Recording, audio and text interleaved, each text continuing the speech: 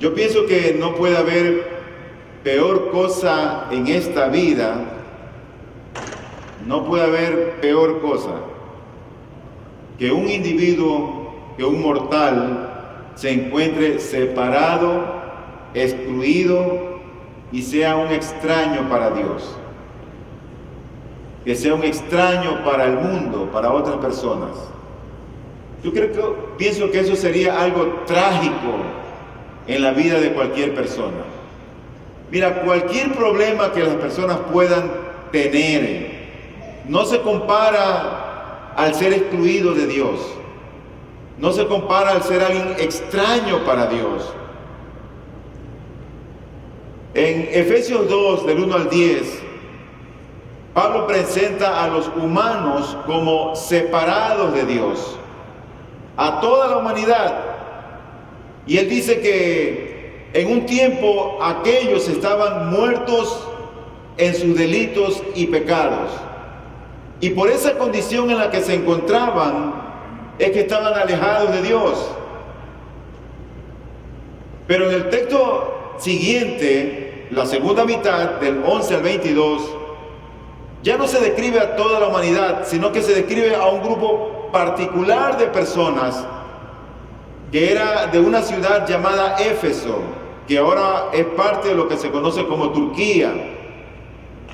Y aquí se describe a estos gentiles porque no eran judíos, como excluidos no solamente de Dios, que es lo peor, pero también excluidos o separados del pueblo de Dios, separados de una nación que era la nación de Dios, el pueblo de Israel. Ahora, casi 20 siglos después, 2023, es casi imposible para nosotros podernos imaginar que la humanidad en aquel entonces estaba profundamente dividida en dos grupos: judíos por un lado y gentiles por otro. Se nos hace un poco difícil poder comprender eso, porque ahora la globalización te conecta con cualquier nación, con cualquier persona, con cualquier individuo, con cualquier vendedor, con cualquier importador, y ya tú no ves esa barrera. Pero en ese tiempo habían dos grandes grupos: los judíos por un lado, era el pueblo de Dios, y los gentiles, que no eran el pueblo de Dios.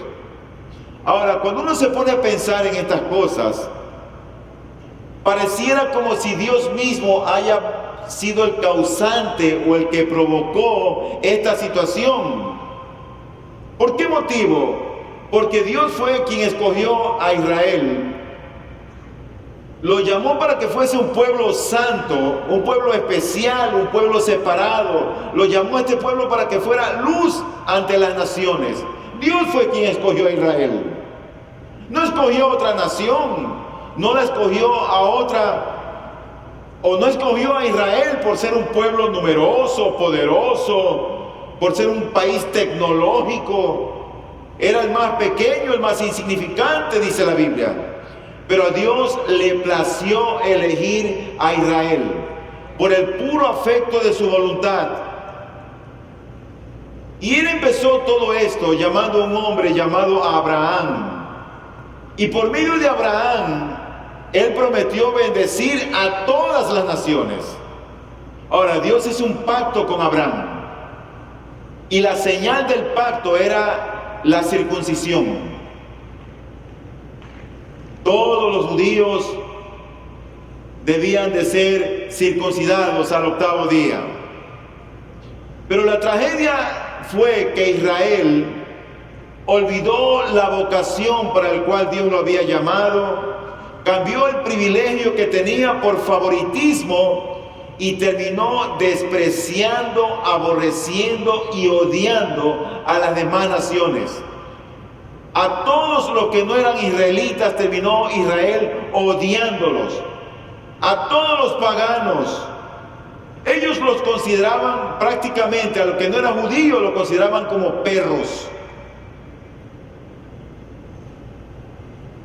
escribe un teólogo sobre el sentimiento que tenían los judíos hacia los que no eran judíos, es decir, hacia los gentiles.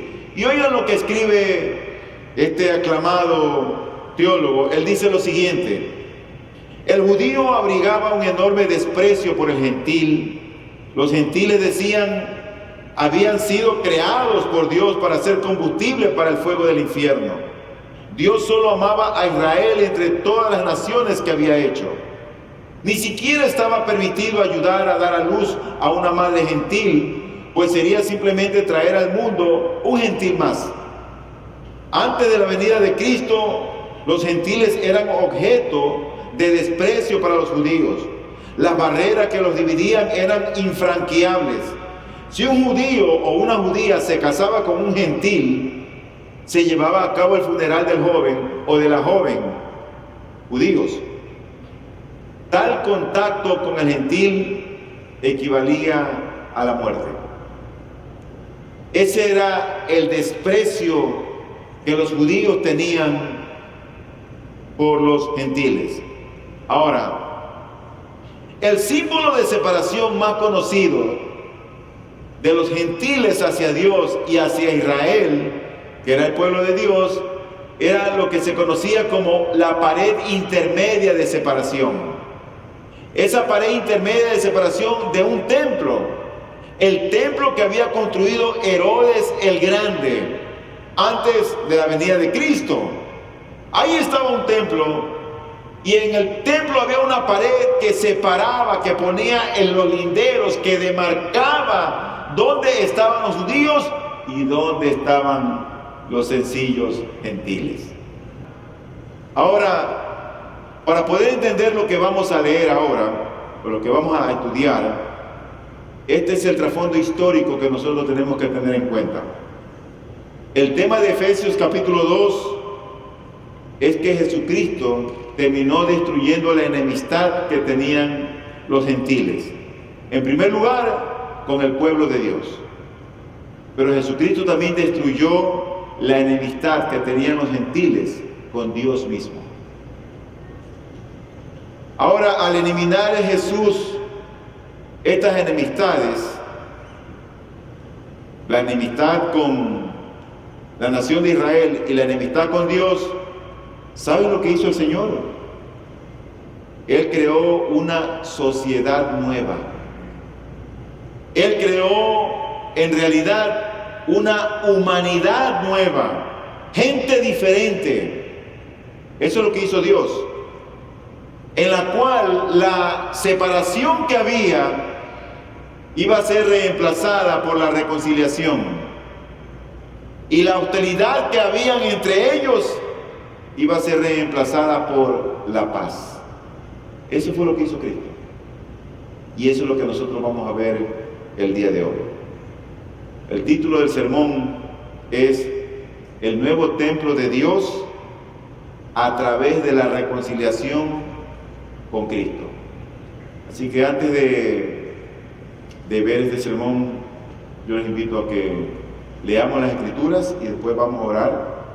Vamos a ir a Efesios capítulo 2, del versículo 11 al 22. Y dice la palabra del Señor: por tanto, recuerden, esa palabra es importante, recuerda. Por tanto, recuerden que en otro tiempo, ustedes los gentiles en la carne, que son llamados incircuncisión por la tal llamada circuncisión hecha en la carne por manos humanas, recuerden que en ese tiempo ustedes estaban separados de Cristo, excluidos de la ciudadanía de Israel, extraños a los pactos de la promesa, sin tener esperanza y sin Dios en el mundo. Pero ahora en Cristo Jesús, ustedes que en otro tiempo estaban lejos, han sido acercados por la sangre de Cristo, porque Él mismo es nuestra paz, y de ambos pueblos hizo uno, derribando la pared intermedia de separación, poniendo fin a la enemistad en su carne, la ley de los mandamientos expresados en ordenanzas, para crear en Él mismo de los dos un nuevo hombre, estableciendo así la paz, y para reconciliar con Dios a los dos en un cuerpo por medio de la cruz, habiendo dado muerte en ella a la enemistad. Y vino y anunció paz a ustedes que estaban lejos, y paz a los que estaban cerca. Porque por medio de Cristo, los unos y los otros, tenemos nuestra entrada al Padre en un mismo espíritu.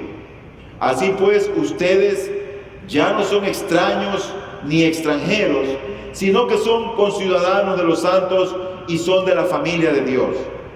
Están edificados sobre el fundamento de los apóstoles y profetas, siendo Cristo Jesús mismo la piedra angular, en quien todo el edificio bien ajustado va creciendo para ser un templo santo en el Señor. En Cristo también ustedes son juntamente edificados para morada de Dios en el Espíritu. Yo quiero ver este sermón dividido en tres partes. Vamos a ver la situación de estos hombres o de estas personas en otro tiempo, lo que eran ellos antes. Lo segundo que vamos a ver es la situación de aquellos restaurada con Cristo. Luego vamos a ver, en tercer lugar, la situación actual de aquellas personas a las cuales Dios los restauró. Y al final veremos una palabra de aplicación.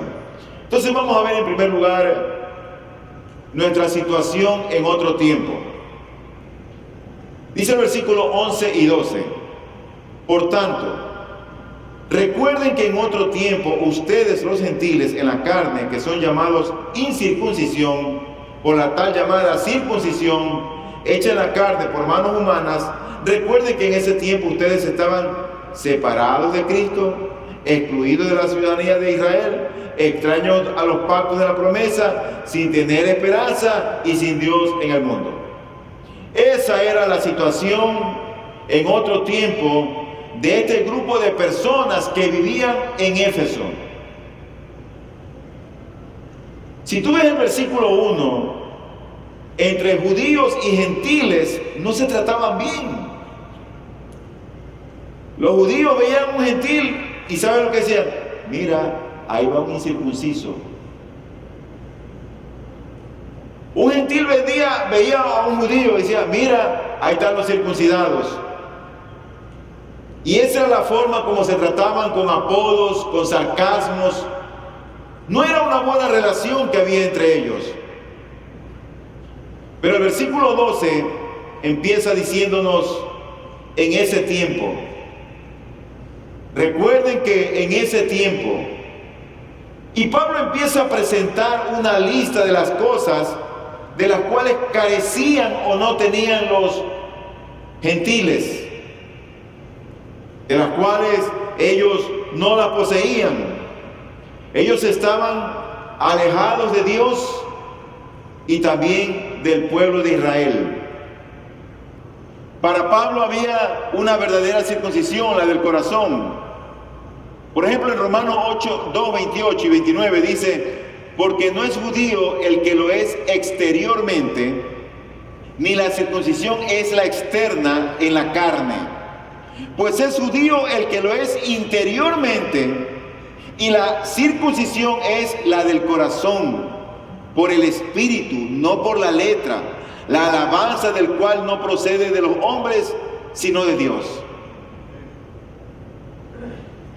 No vamos a entrar en el tema de la circuncisión, ni el significado de esto, pero lo que sí quiero mostrar es que la lista que presenta Pablo de este grupo de personas era una lista negra.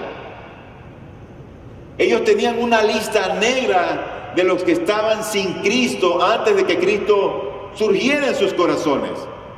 Mira, dice el versículo 12, que estaban separados de Cristo. ¡Qué tragedia! Separados de Cristo. Estaban excluidos de la ciudadanía de Israel. Eran extraños a los pactos de la promesa. Israel era una nación que estaba bajo el gobierno de Dios. Para Dios, Israel era el pueblo del pacto. Pero los gentiles estaban excluidos de esa nación. Ellos no estaban bajo ese pacto de Dios. Pero también los gentiles no tenían esperanza. No tenían esperanza porque aunque el plan de Dios era incluirlos un día en la salvación y alcanzarlos con la salvación, ellos no lo sabían. Entonces, como no lo sabían, no albergaban ninguna esperanza que les diera aliento. Pero también dice la lista negra de este grupo que estaban sin Dios en el mundo. En resumen, la condición de ellos es que ellos estaban separados del Mesías, separados de la teocracia, de los pactos, de la esperanza y de Dios mismo. Qué tragedia vivir así. Qué triste vivir así. Yo tengo familiares así. Yo tengo amigos así. Conozco muchos de mis pacientes así, que están sin Dios, que viven solamente por vivir. Dice William Hendrickson, los gentiles estaban sin Cristo, sin ciudadanía, sin amigos, sin esperanza y sin Dios. Esa es una persona que no tiene a Dios. Hay personas que a veces tienen una religión, que van a la iglesia y hacen esto y hacen lo otro, pero no tienen a Dios. ¿De qué les sirve? Y nosotros, antes de venir a Cristo, también estábamos como ellos, separados.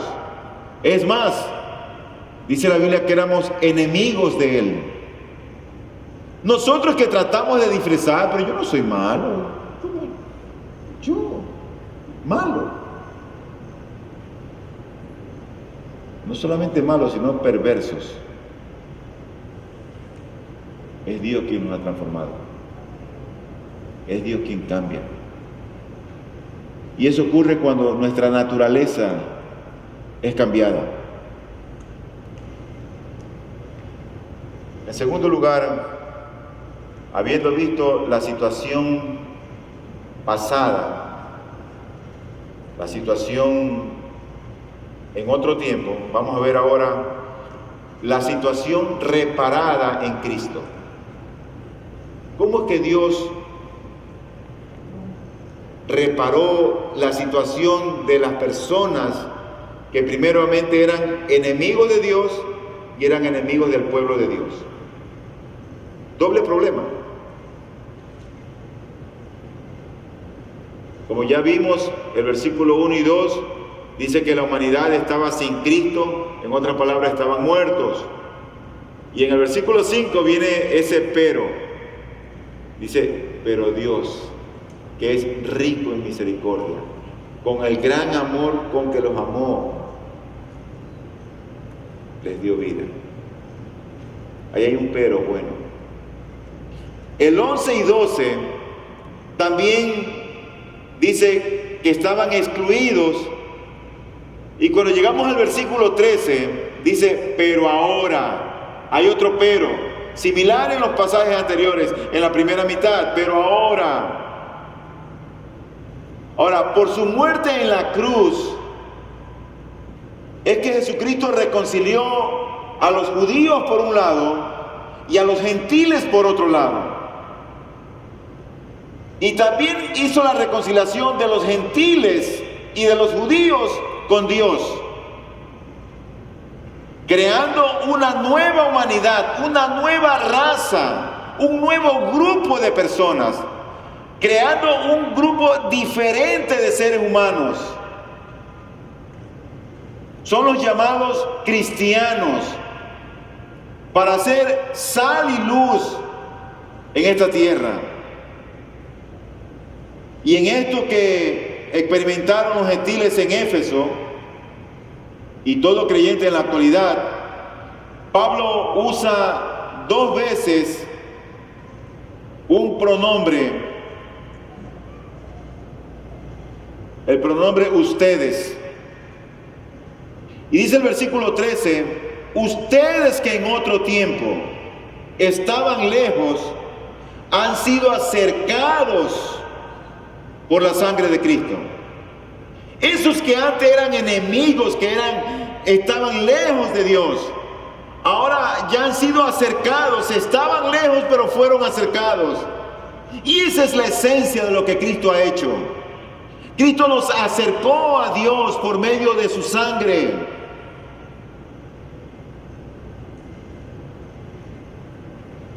Esto de estar cerca o lejos de Dios es algo que yo creo que la humanidad no lo entiende. Porque todo el mundo cree que está cerca de Dios. Y tú ves que cuando la gente tiene algún problema, tiene algún problema de salud, van a las iglesias. No, que Dios sí me oye, Dios me va a responder. Y todo el mundo piensa que Dios está cerca de Dios, que la gente está cerca de Dios. Pero lo que sí dice la Biblia es que Dios estaba siempre cerca de Israel. Esa era la promesa dentro del pacto de Él. Él iba a estar cerca de su pueblo. Dice por ejemplo en Deuteronomio 4:7, porque qué nación grande hay que tenga un Dios tan cerca de ella como está el Señor nuestro Dios siempre que lo invocamos. Ellos sabían que Dios estaba cerca de ellos. No estaba cerca de los gentiles, no estaba cerca de Roma, no estaba cerca de Grecia, estaba cerca de Israel. Ellos lo sabían muy bien, porque ese era el pueblo del pacto. El contraste era con los gentiles, que los gentiles eran un pueblo lejano. Ese era el contraste. Era un pueblo lejano.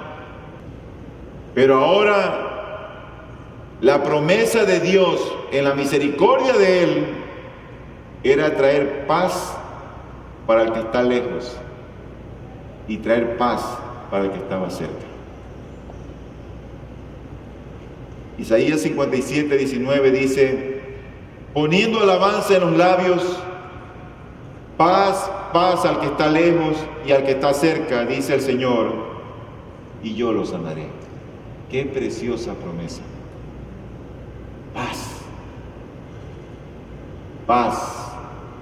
La paz no tiene precio.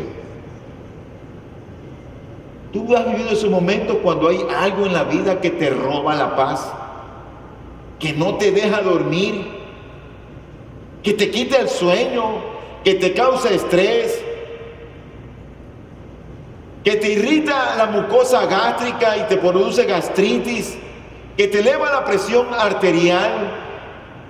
¿Tú has tenido esas situaciones que por falta de paz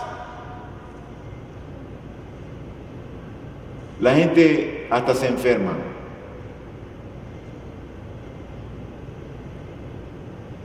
Yo creo que ahora disfrutamos los creyentes de esa cercanía a Dios en Jesucristo.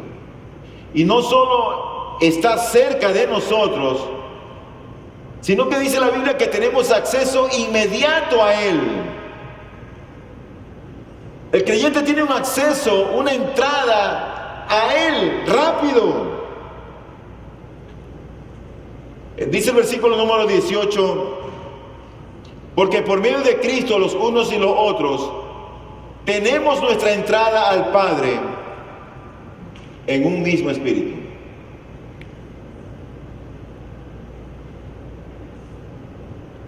Necesitamos, yo creo, exhortarnos unos a otros a fin de poder disfrutar de este privilegio de su cercanía. Porque hay algunos que a veces ven a Dios tan lejos, tan distante,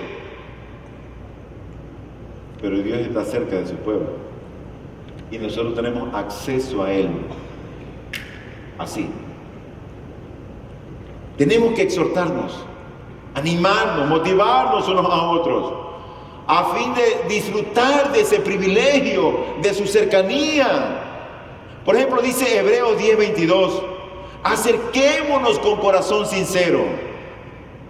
Acércate a Él con corazón sincero. Dice el Santiago 4:8, acérquense a Dios y Él se acercará a ustedes. Limpien sus manos, pecadores, y ustedes de doble ánimo purifiquen sus corazones. Acércate a Dios. Que si te acercas a Dios, Él no te va a rechazar. Y aunque tu pecado fuere rojo como la grana, se volverán como blancas nieves cuando los confiesas y te arrepientes. Y el versículo 13 dice, pero ahora en Cristo Jesús, ustedes que en otro tiempo estaban lejos, han sido acercados por la sangre de Cristo. ¿Cómo que fueron acercados por la sangre de Cristo? Eso de que fueron acercados por la sangre de Cristo, lo que significa que allí hubo una muerte sacrificial por nuestros pecados, mediante la cual nos reconcilió Jesucristo con Dios su Padre, pero también con los seres humanos. Y es así que los que estaban lejos han sido acercados por medio de la cruz y la unión con Cristo. Dice el versículo 14, dice, porque Él mismo es nuestra paz, y de ambos pueblos hizo uno, derribando la pared intermedia de separación. Él mismo es nuestra paz. Ese Él de allí es un pronombre muy enfático. Es Él quien es nuestra paz. Es Él quien derramó su sangre en la cruz. Es Él quien de ambos pueblos hizo solamente uno. Judíos y gentiles, un solo pueblo. Es Él quien derribó la pared intermedia de separación. Entonces nos preguntamos, ¿qué fue lo que hizo Dios para quitar la enemistad que dividía a judíos de gentiles?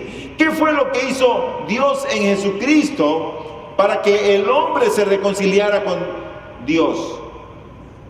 ¿Qué fue lo que Él hizo? Él hizo tres cosas, como lo vemos aquí.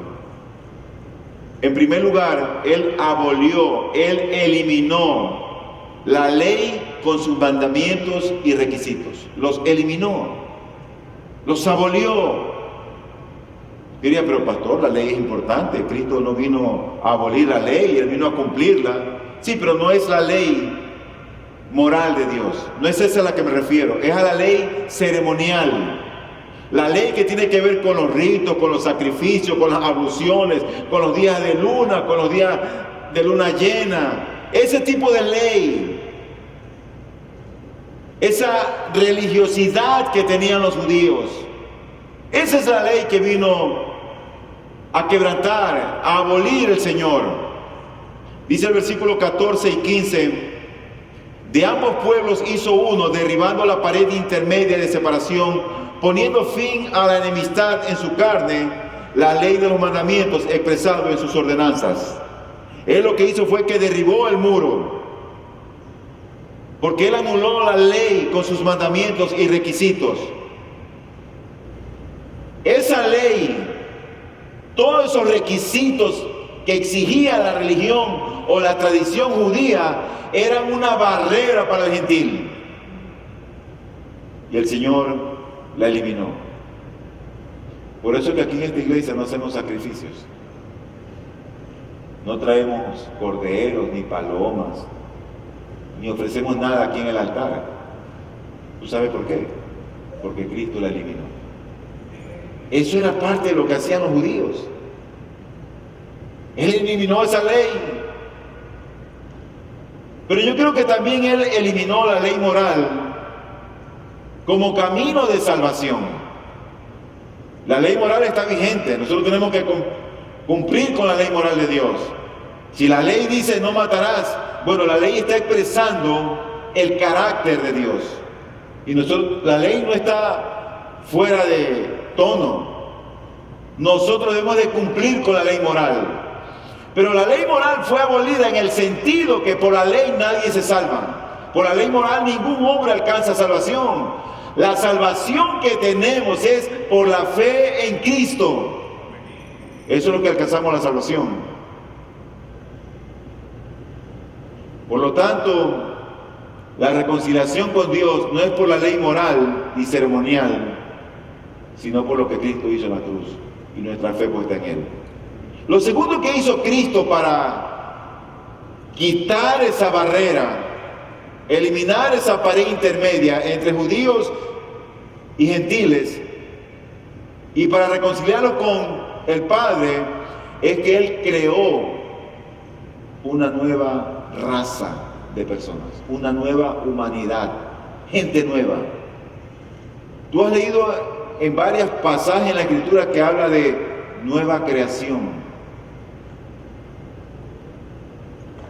La Biblia dice en 2 Corintios 5:17 que todas las cosas pasaron y son hechas nuevas.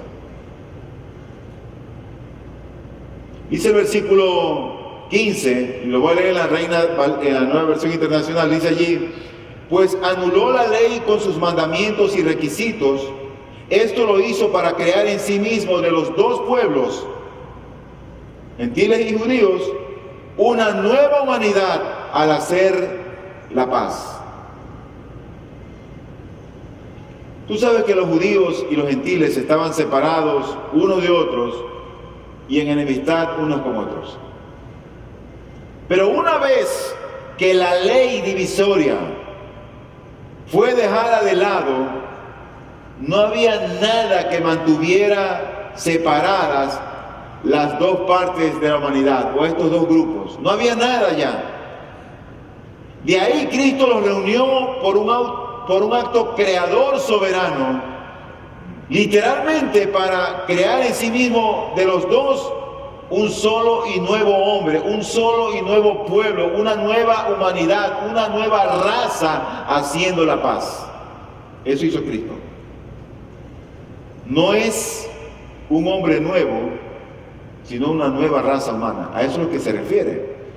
Por eso que Gálatas 3:28, Cristo dice: no hay judío ni griego, no hay esclavo ni libre, no hay hombre ni mujer, porque todos son uno en Cristo. Eso fue lo que Cristo hizo. Antes separados, ellos tenían sus tradiciones, sus costumbres. Todo eso fue eliminado por Cristo en la cruz.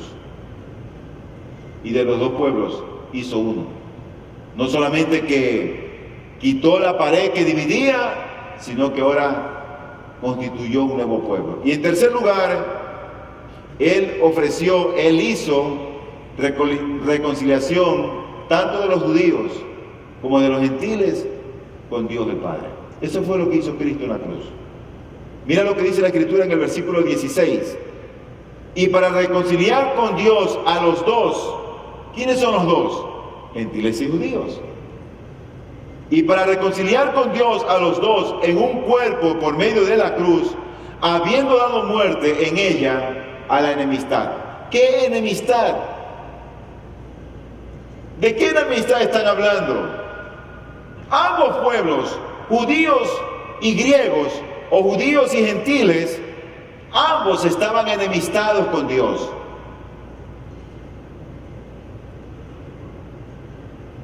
Y de esa enemistad es a la que aquí se refiere. Y después de eliminar esa ley que dividía a unos de los otros y de crear una nueva humanidad, vino la reconciliación con Dios de ambos grupos. ¿Sabes? Yo creo que eso es lo que necesita la gente hoy.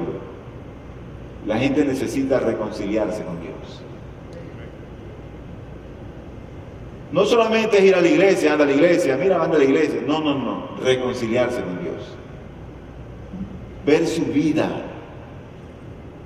ver sus caminos a la luz de lo que Dios dice. Entender si mi vida, si lo que hago es del agrado de Dios. La gente necesita reconciliarse con Dios. Y la enemistad aquí no es entre judíos y gentiles, sino de ambos contra Dios. Cristo fue muerto, pero la muerte de Él también mató la enemistad. Y después que Cristo acabó con la enemistad entre ellos y con Dios, vino la reconciliación. La raza humana no es que está unida y reconciliada. Pablo no es que está afirmando eso. El versículo 17 dice: y vino y anunció paz a ustedes que estaban lejos y paz a los que estaban cerca. El 2:17 dice que vino y anunció la paz. 2:14 dice, porque Él mismo es nuestra paz. El 15 dice que creó una nueva humanidad estableciendo así la paz. Y en el 17 dice que anunció la paz a ustedes. Él anuncia la paz por lo que había logrado en la cruz. Por eso es que Él anuncia la paz. Primero hace la obra y luego anuncia la paz. Yo creo que el logro más sublime de Cristo, el más sublime de Cristo, ¿sabe dónde está declarado? En este versículo 18 de Efesios 2. Dice allí, porque por medio de Cristo, los unos y los otros, tenemos nuestra entrada, es decir, nuestro acceso al Padre en un mismo espíritu. Tenemos entrada no a un rey, sino a un Padre que nos ama y nos recibe. Eso es lo que ha hecho Cristo para acercarnos a Dios el Padre.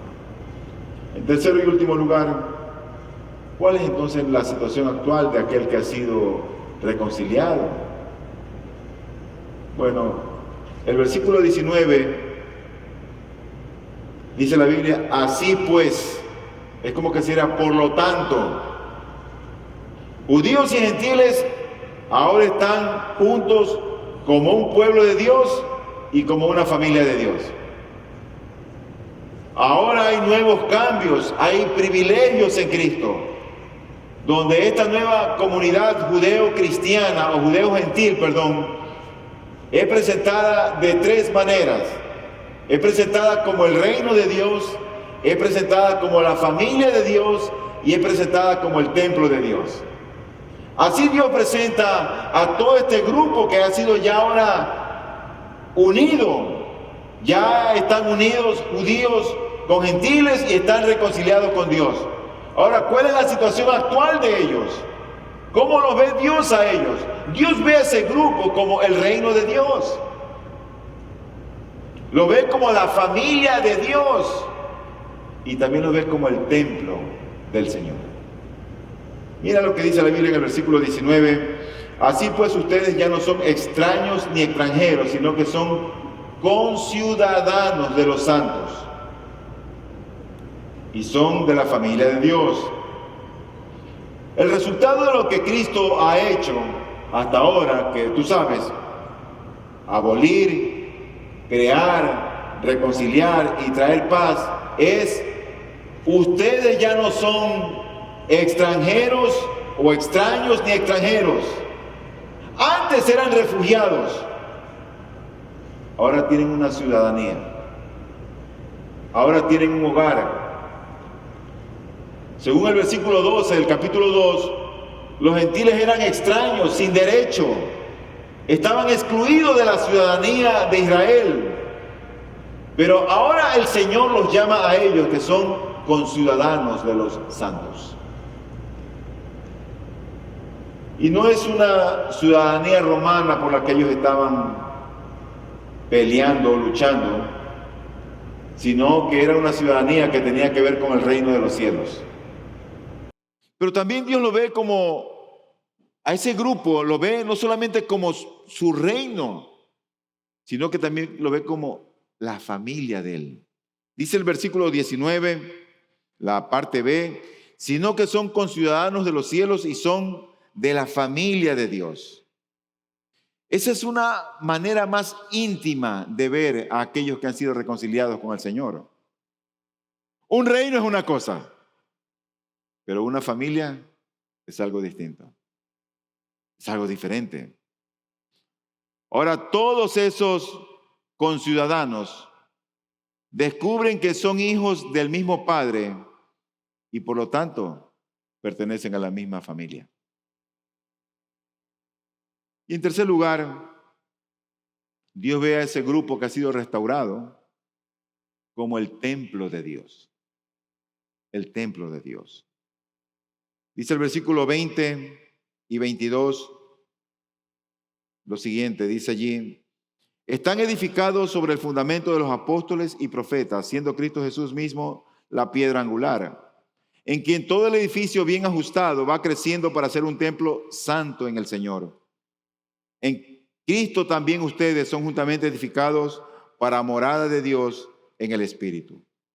Aquellos que han sido renovados y transformados, ahora Dios los ve como su templo. Esa nueva creación, que es la iglesia, es comparada con un edificio, con un templo.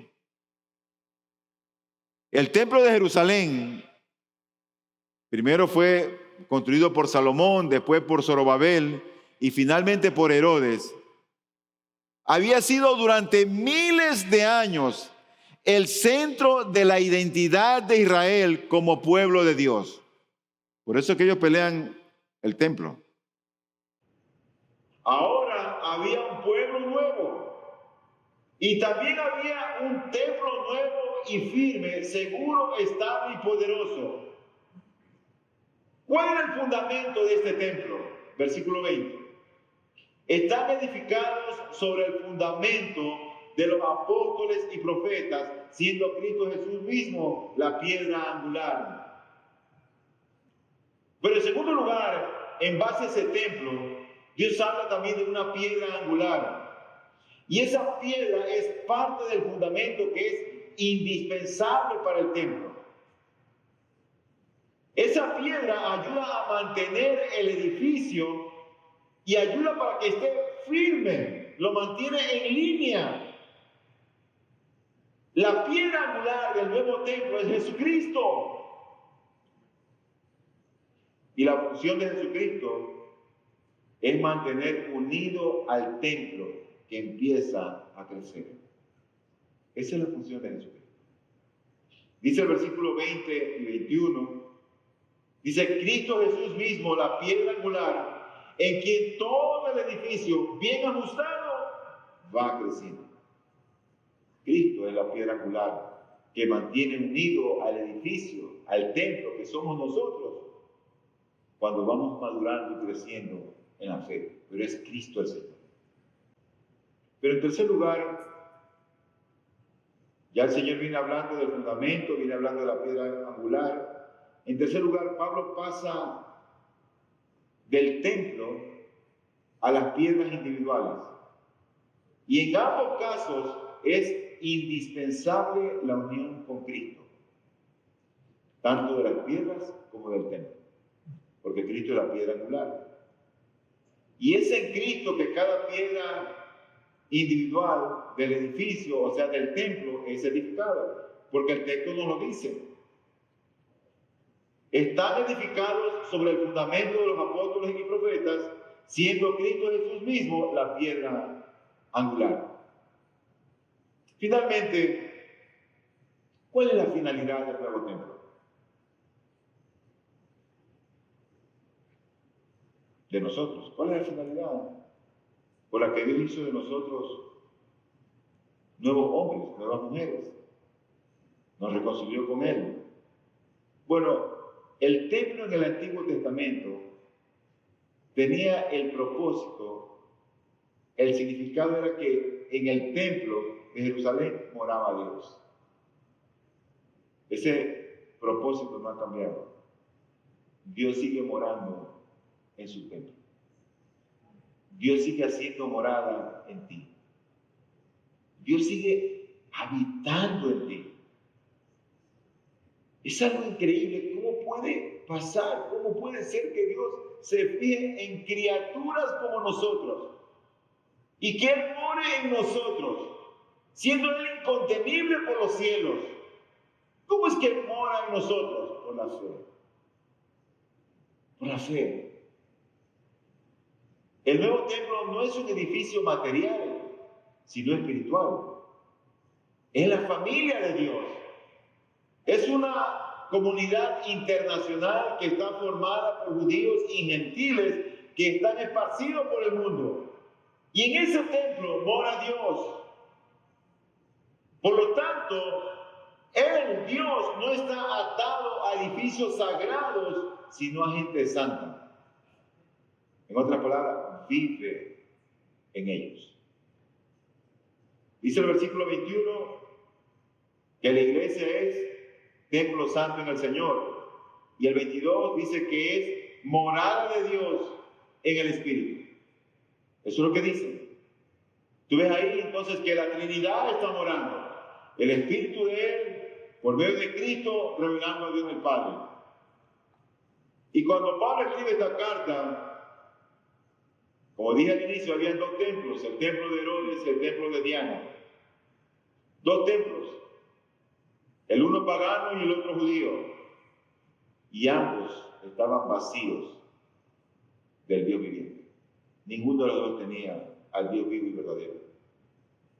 Ahora el lugar en la tierra donde mora el Señor no es un templo hecho de manos, sino que el templo nuevo, morada de Dios por su Espíritu, que es el creyente disperso en todo el mundo, es donde Dios habita.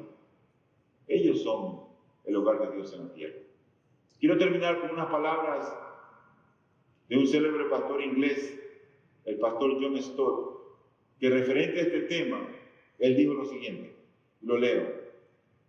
Dijo él: me pregunto si hay otra cosa que sea más urgente hoy, por el honor de Cristo y por la extensión del Evangelio, que la iglesia sea lo que debe ser y que se la vea así como lo que ya es por el propósito de Dios y la obra de Cristo.